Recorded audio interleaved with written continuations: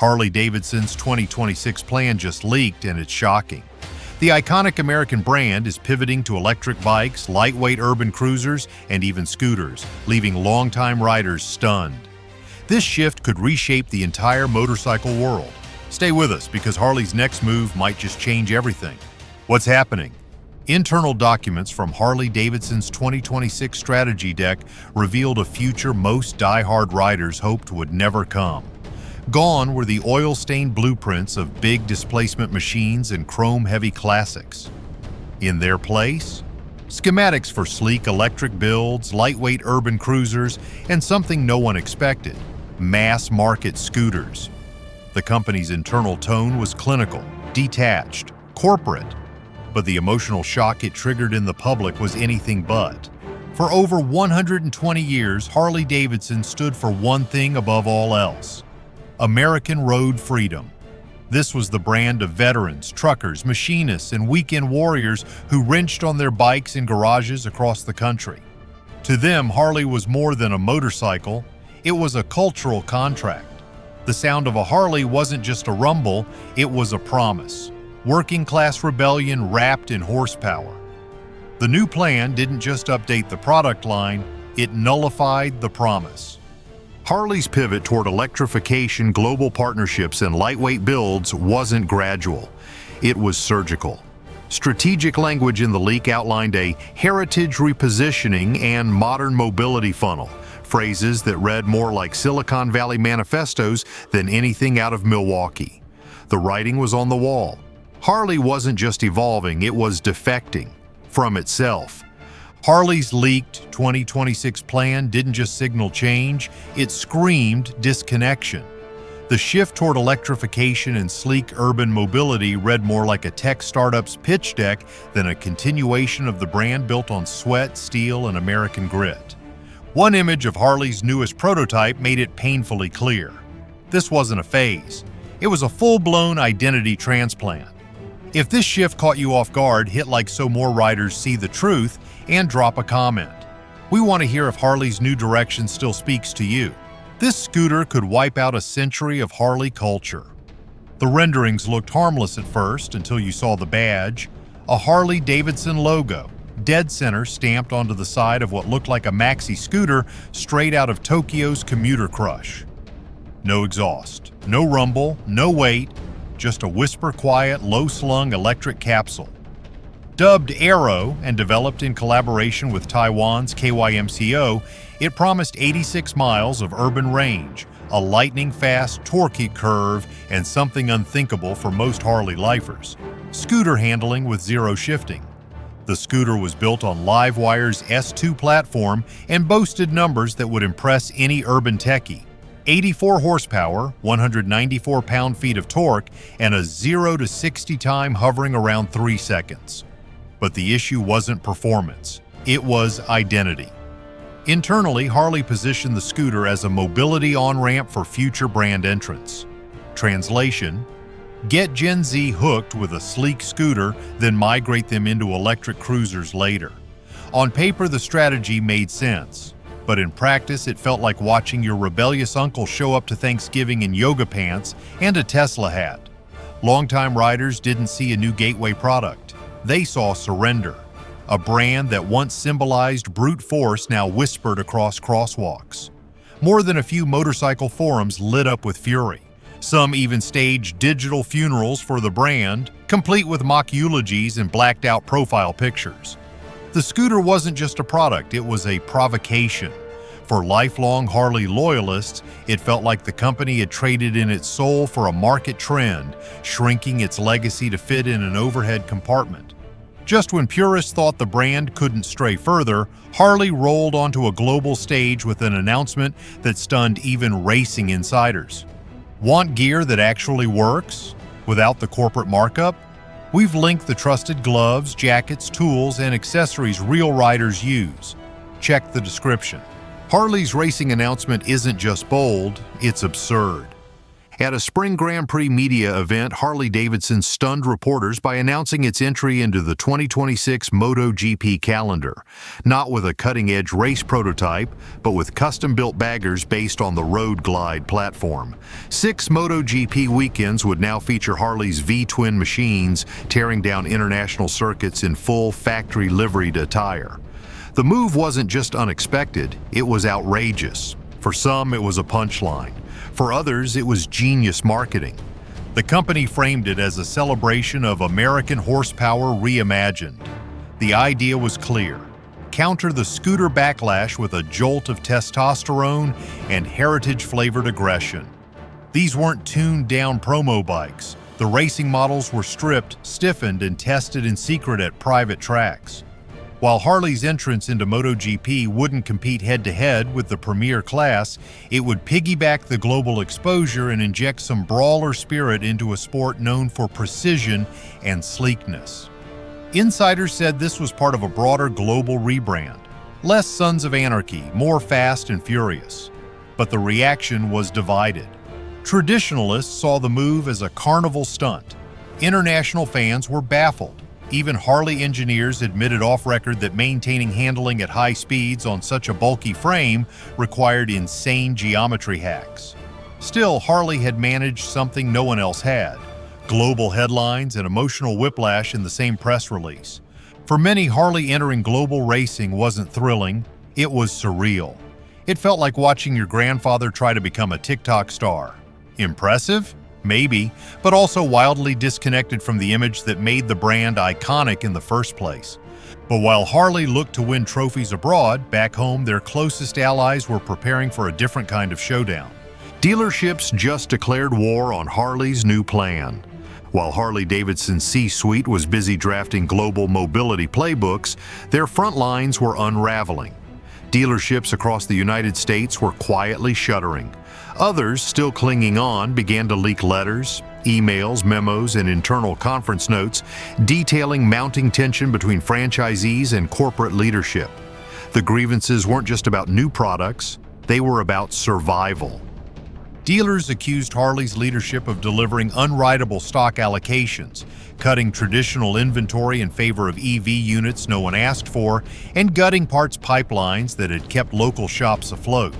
Some mid-sized dealerships reported as much as a 40% drop in foot traffic, citing poor product-market alignment and lackluster local marketing. One dealer from Missouri summed it up: "They're sending us bikes for people who don't walk into our store." The frustration boiled over at a regional meeting in late spring, where multiple franchise owners walked out mid-session. But it wasn't just about what was arriving, it was about what was missing. Popular mid-tier models, especially those appealing to younger cash-conscious riders, had quietly vanished from the order sheets. When pressed for explanation, Harley's distribution arm pointed back to the strategic vision. "We are repositioning for long-term alignment."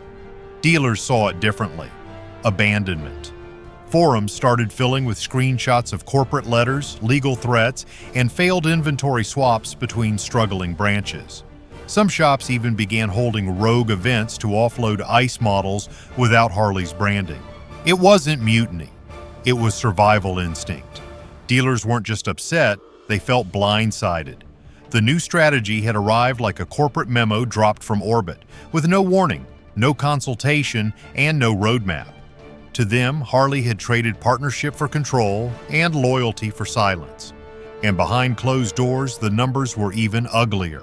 Harley's core business is crashing. By the first quarter of 2025, Harley-Davidson's financial reports read like a slow-motion crash. Shipments dropped by nearly 25% year over year. Revenue from motorcycle sales fell by almost half, and global market share in the heavyweight segment, Harley's traditional stronghold, plummeted. These weren't warning signs, they were alarms, and Harley's executive team knew it. The cracks began subtly. Foot traffic to dealerships shrank, repeat purchases dried up. International partners began asking quiet questions about shipment delays and missing parts. But by the time the Q1 earnings call rolled around, there was no more hiding. Executives framed the downturn as a controlled contraction. But Wall Street wasn't buying it. Analysts pointed to declining demand, underwhelming product refreshes, and a confused branding message that no longer inspired loyalty or clarity. Behind the spreadsheets, the real cost was in the supply chain. Harley had gambled heavily on restructured inventory flows to accommodate electrification and small displacement production. That meant fewer mid-range cruisers on the floor and more uncertainty for regional distribution hubs. Vendors were left holding the bag. Logistics teams scrambled to fill back orders that didn't exist. In the process of reinventing itself, Harley seemed to have lost its grip on the business that built it. As revenue shrank, tensions inside Harley's glass towers grew louder, until the boardroom became a battlefield. The Boardroom Battle. At Harley's annual shareholder meeting, the optimism of the company's new direction met its first serious resistance. H Partners, a well-known activist investor group, challenged the executive team's leadership and strategic vision. Their message was sharp.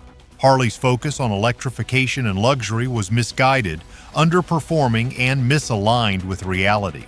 They weren't just critical, they wanted seats on the board.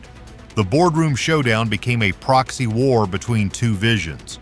On one side, H Partners wanted a return to basics. More accessible models, tightened operations, and a withdrawal from expensive electric R&D that hadn't paid off. On the other, Harley's leadership, backed by some institutional investors, argued for long-term vision, international growth, digital-first marketing, and a slow but deliberate transition to sustainable mobility. The vote was close, tense, and watched closely across the automotive industry. In the end, Harley's current board survived the challenge, but it wasn't a clean win. Several key shareholders abstained, citing doubts about execution timelines and poor communication with stakeholders. The activist threat was repelled for now, but the ideological fracture it exposed was deep. Behind the scenes, executive confidence began to erode. What had once been a unified front began to splinter into cautious factions. Some departments slowed electric development. Others leaned into legacy refreshes. Conflicting priorities created even more confusion for dealerships and partners trying to plan ahead. Amid the chaos, one division still held promise, or so the spreadsheet said. LiveWire is on life support, and nobody's surprised. When LiveWire was spun off as Harley's electric sub-brand, it came with big promises and an even bigger budget. Marketed as the Tesla of two wheels, LiveWire was supposed to capture the future of motorcycling, clean, connected, and fast. Instead, it's bleeding cash and failing to move units. In the first quarter of 2025, LiveWire sold just 33 motorcycles. Yes, 33. Revenue dropped to just over $3 million, down more than 40% from the same period the year prior. Losses narrowed slightly compared to previous quarters, but not because of increased sales. It was simply the result of slashed development spending and delayed product releases. Internally, executives labeled the slowdown right-sizing, but many read it as quiet retreat. The LiveWire 1 and S2 Del Mar, once heralded as breakthrough designs, failed to attract either Harley loyalists or tech-forward millennials. Price, range anxiety, and lack of fast-charging infrastructure in key U.S. cities all contributed. But more importantly, LiveWire struggled with branding. It looked like Harley but didn't feel like Harley, and it never gained the cultural traction needed to justify its independence. Even dealer staff seemed uncertain how to sell the bikes. Training was inconsistent. Demo units were rare. In some locations, LiveWire marketing collateral sat in storage unopened. For a product meant to lead a revolution, it barely registered a pulse. Still, for all the red ink in electric sales, another number told a more lucrative and more dangerous story. You're not buying bikes. You're buying debt. While motorcycles slumped, one Harley division quietly posted a 19% jump in quarterly profits. Harley-Davidson Financial Services. In other words, Harley wasn't making money by selling bikes. It was making money by selling loans, long ones, expensive ones, and increasingly, misleading ones. Across the dealership network, Harley pushed 84-month terms as standard. That's 7 years of payments on a depreciating asset often priced far above industry alternatives. But the real trick, the so-called hook rate.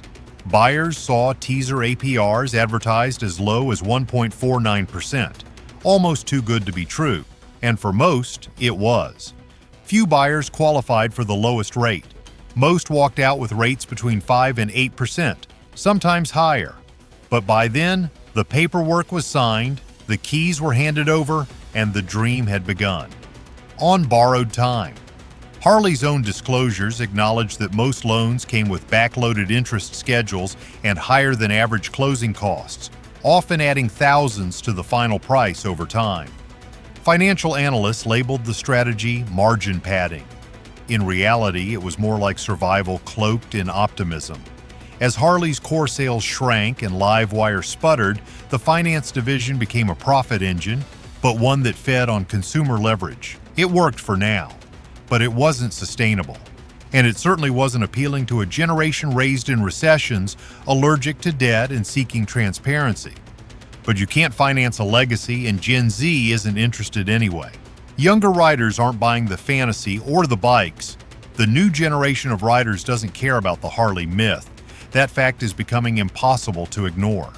For millennials and Gen Z, motorcycles are less about rebellion and more about practicality, versatility, and connection to real life. They want something they can commute on, customize affordably, and maintain without taking out a second mortgage. What they don't want is a 600-pound cruiser built for long-haul nostalgia rides across highways they'll never afford to travel. Harley-Davidson bet big that electrification and design minimalism would attract this younger crowd. But the data says otherwise. Instead of chasing battery-powered symbols of prestige, younger riders are buying from brands like Royal Enfield and Honda. Simple machines that deliver utility, not legacy. Even more telling, some are skipping motorcycles entirely, opting instead for e-bikes, scooters, and hybrid mobility setups that cost less and offer more flexibility in urban sprawl. The core problem wasn't that Harley went electric, it's that Harley misunderstood what younger riders actually wanted. It wasn't green tech, it was access. And when your cheapest bike still feels like a lifestyle commitment, you're not selling a ride, you're selling an identity crisis. So Harley built something smaller, something simpler, and still managed to miss the mark by a mile. Harley's small bike plan isn't just weak, it's hollow. If there was one clear opportunity to reconnect with the next generation, it was through small bikes. And for a brief moment, it looked like Harley got it right. The X440, developed in partnership with Hero MotoCorp, was a promising start. With a classic silhouette, approachable ergonomics, and enough torque to feel fun under 60 miles per hour, it should have been Harley's breakout global hit. But the launch was hesitant, fragmented, and geographically confusing.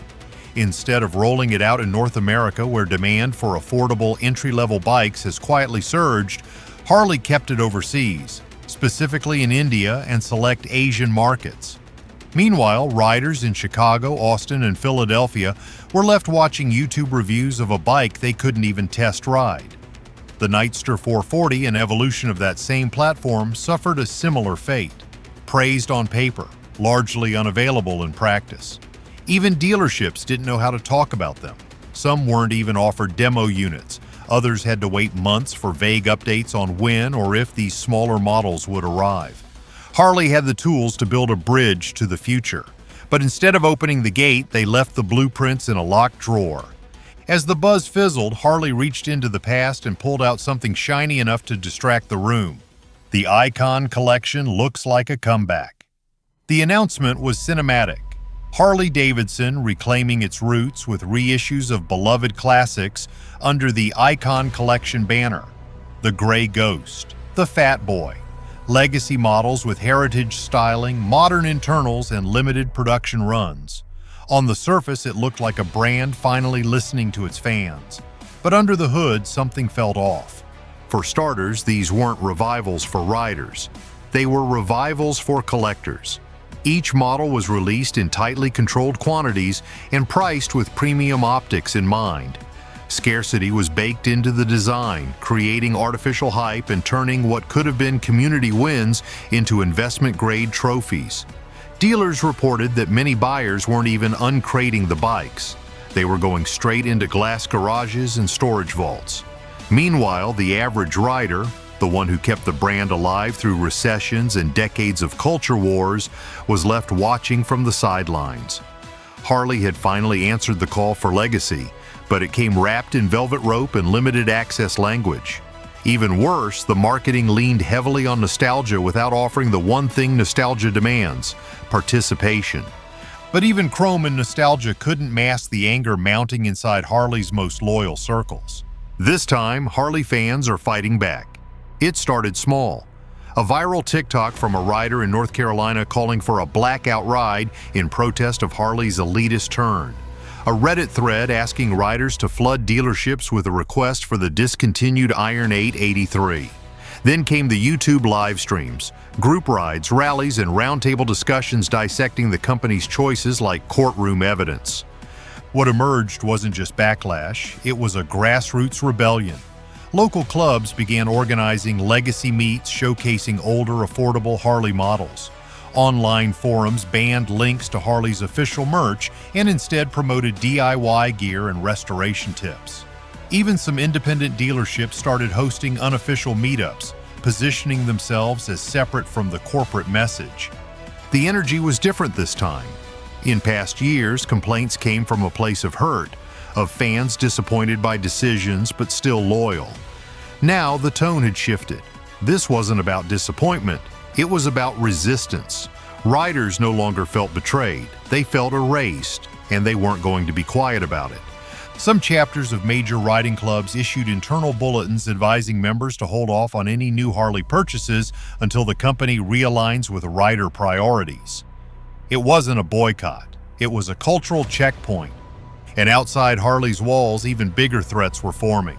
Wall Street just hit the brakes. The market's reaction was swift and brutal.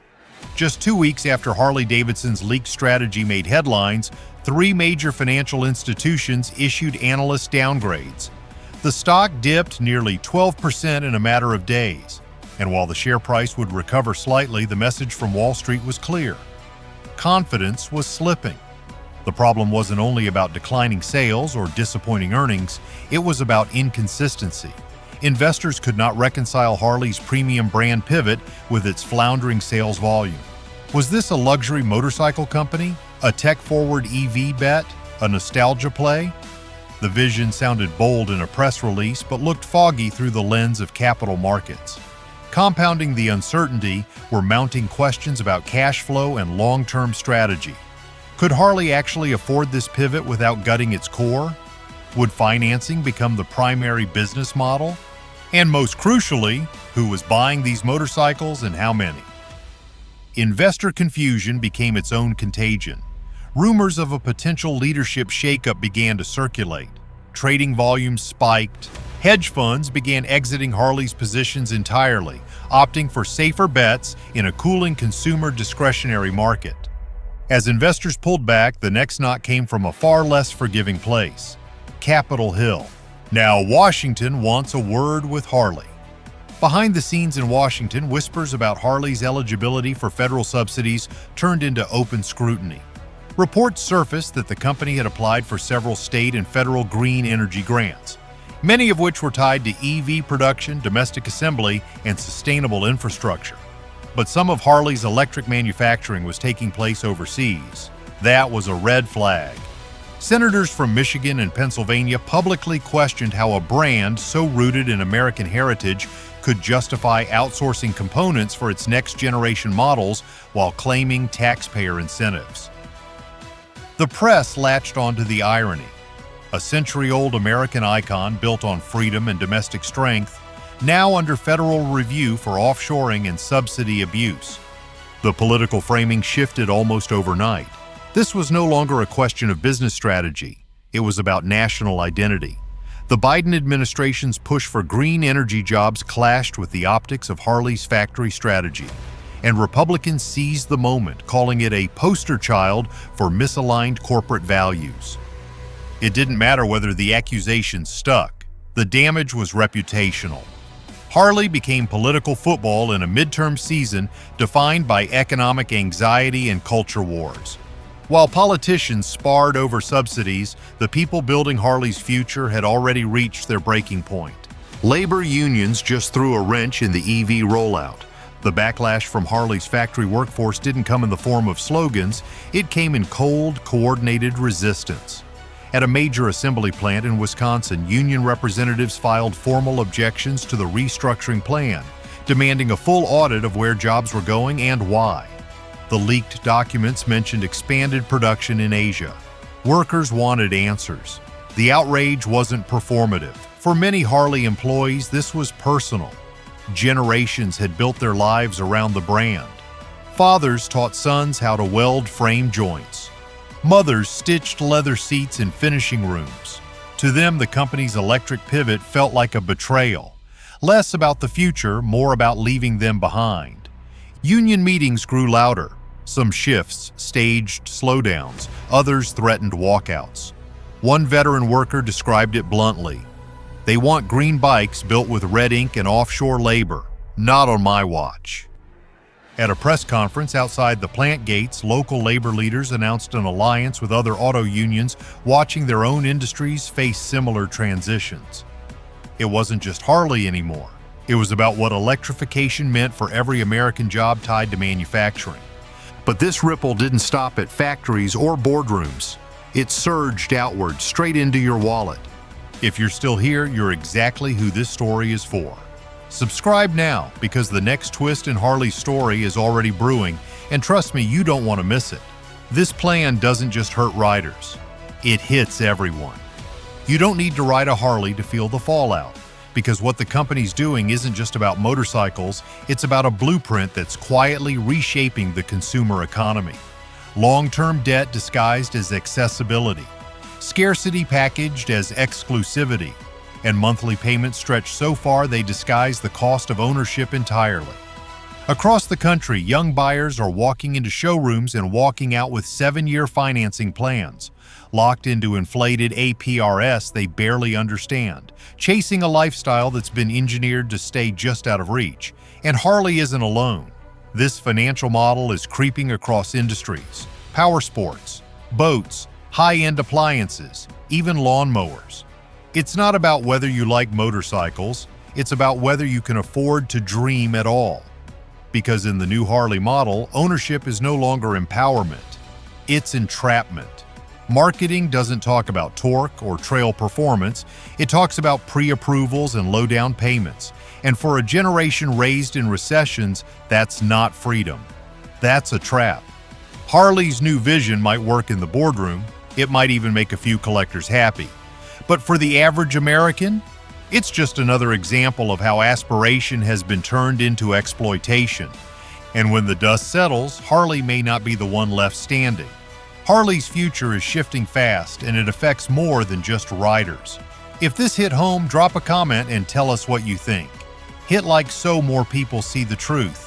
And don't forget to subscribe, because the next chapter is coming and it's even bigger.